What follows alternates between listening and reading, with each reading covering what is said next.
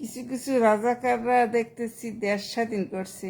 দেশ স্বাধীন করছো তো তাহলে ভালো, তোরা দেশ স্বাধীন করছো, তাহলে তোরা বাংলায় কেন কথা বলবি? ভাষাটাও স্বাধীন কর না। এবার রাষ্ট্রভাষা উর্দু দে, বাংলা চেঞ্জ কেন?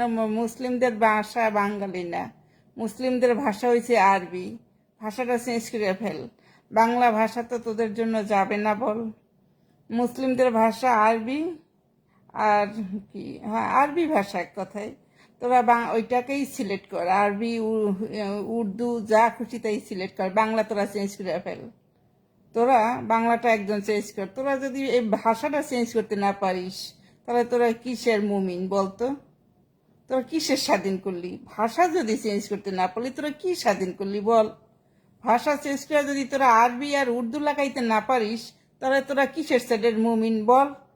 তোরা স্বাধীন করছিস, এবার দেখি তোদের ক্ষমতা। তোরা আরবি আর উর্দু এই ভাষা যদি তোরা মানে করতে সিলেক্ট করতে না পারিস, বাংলা বাদ দিবি। তোদের বাংলা মানায় না, বাঙালিদের বাংলা ভাষা। কিন্তু তোরা হইছ আরবি মুসলিম, তা তোদের ভাষা হবে আরবি নয় উর্দু।